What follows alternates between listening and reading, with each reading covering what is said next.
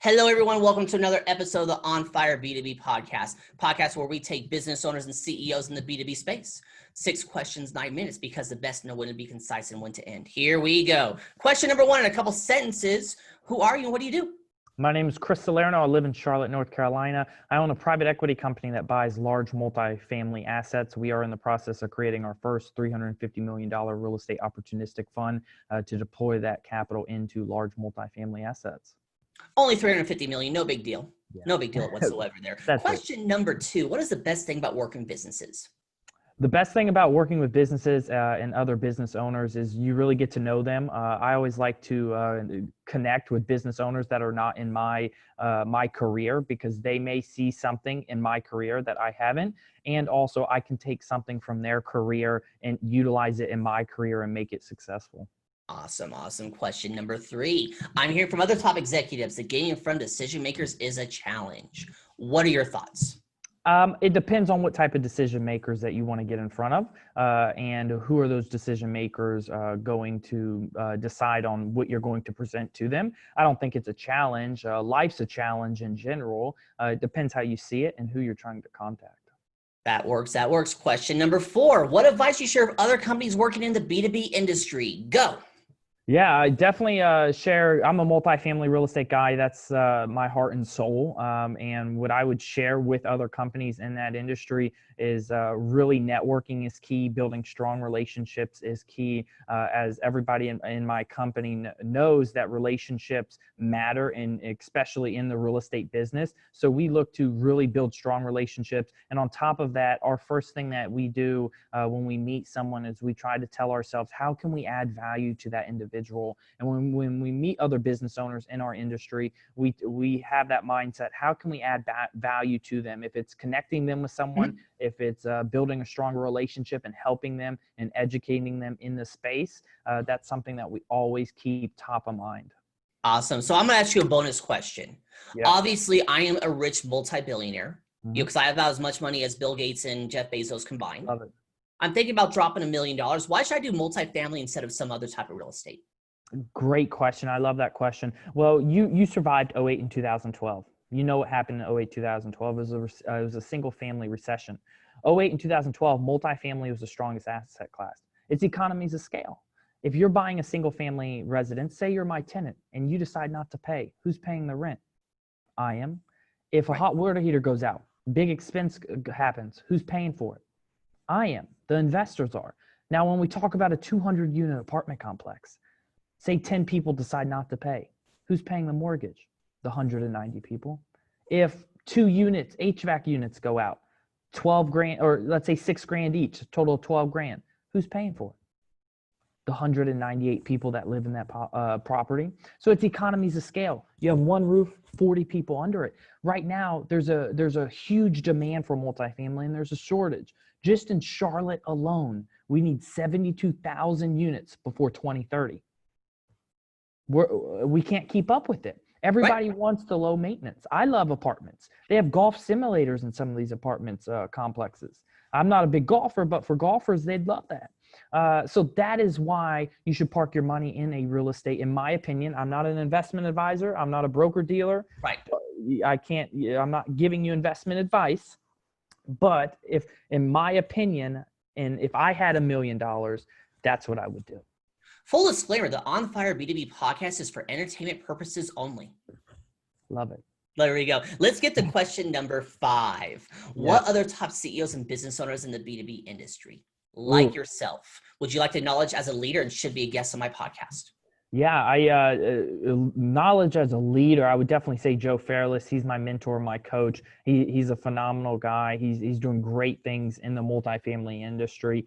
You have a ton of people that I know in the multifamily business. On top of that, you have Charles Seaman. You have he's also here in Charlotte, another big multifamily guy. And you have Scott Morngale. He's in Charlotte, another big multifamily guy. And those individuals are just doing great things in the multifamily space, and they're growing substantially. I know them personally. On top of thinking on a bigger scale, Steve Schwartzman, CEO of Blackstone, I study him very heavily. I studied David Rubenstein, the founder and CEO of Carlyle Group. Those are a ton of great individuals to really focus on, but definitely on the podcast, I think those individuals that I explained at the very beginning. Awesome. I looked them up when we're done here. Question number 6. Yes. This is the most important question of the podcast, Chris. I need you to focus on this one. Got it. So, Chris, tell me about your first time. Your first sale. My first sale. Ooh, my first sale. I'm going to bring my first sale back to my younger days. This was before real estate. And this is how I really got into the sales business. Was I realized throughout school, or middle school and high school, that no one liked the cafeteria food. It was disgusting. Couldn't stand it. I was a sports athlete, and I knew that as a sports athlete, we like to eat good and we like to eat a lot of it. So what I did was I went home and I with my mother, I made these honey chicken glazed on a Hawaiian roll, and I would go and sell them either $2 or $5, depending how much they want. I'd give them a deal in the locker room to all the sports people.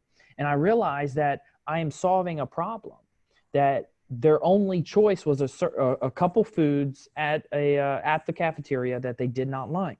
So I came in with another option that was better, and that, yes, once I started selling a couple, they just all started rolling in. So then I started taking orders, and before you know it, I had a little business going on. So that was my first sale. I got hooked ever since. I then translated that over into selling real estate, and then now I do not broker real estate anymore. And now I own a large or a private equity company that we're scaling to be extremely large. Love it. Love it. Actually, this is a little extra bonus tip for everyone else there. I have always noticed that not every single successful person on the podcast has sold something in high school, but every single person who sold something in high school has been successful. Yeah. Oh, I love that. I love that. Great. There you go. Little tip for our kids. So you got 2 minutes left. Promo time. Ask me a question. Talk about the weather. Or since the best know when to be concise and when to end, we end early. Go. Perfect. So I get to ask you a question. If you want to. Yeah, I'd love to ask you a question. What, out of everyone you interviewed, what was the number one thing you've taken away from all of them? Treat your business like a cup of coffee. Coffee requires 4 things. Coffee, the beans, water, heat, and a cup. You get those 4 things, you can make a cup of coffee. Might not be a great cup of coffee, but it's coffee. So focus on the essentials in your business, then add cream and sugar. I love it. That's wonderful. Let's see. We have 1 minute, 20 seconds left. So if you want some promo time, you better take it. Yeah, well, I'll go ahead and take it. I definitely would love to contact with anybody. I'm here in Charlotte, North Carolina, focused very heavily on large multifamily assets. Like Bob said, we are creating a $350 million real estate opportunistic fund, which is a Reg D 506C, open to only accredited investors only, that will be focusing on the Carolinas and Texas markets. We do have a podcast, and we also have a closed Facebook group, which is the Mindful Multifamily Network, where you can network alongside me. So I don't give any coaching, but I do allow people to network alongside me. I do comment in there. I post great stuff about the real estate market. And on top of that, you do get some of my advice throughout that group. So I definitely highly recommend to hop over there. Bob, you're just doing great things, and I definitely great to be a part of what you have going on. It's true. Chris, you got 19 seconds left. Anything else? Nope, that's it. If anyone would like to contact me, you can email me at chris@QC Capital Group, but the best way is through that closed Facebook group, which is the Mindful Multifamily Network. Perfect. You pulled it off. 6 questions in 9 minutes, because the best know when to be concise and when to end. Do you want to put your website, or do you want to put the link to the Facebook group in the description? You can put the website, actually, let's do the website, qccapitalgroup.com. In the description already. It's magic. Hoorah pre-production. So there we go. Chris, thank you so much for being on. Tip of the hat to you. Yes, thank you so much. You're welcome. And everyone else watching or listening, make sure you check out more episodes of the On Fire B2B podcast. My name is Bob Clark. Y'all have a wonderful day. Talk to you later. Bye.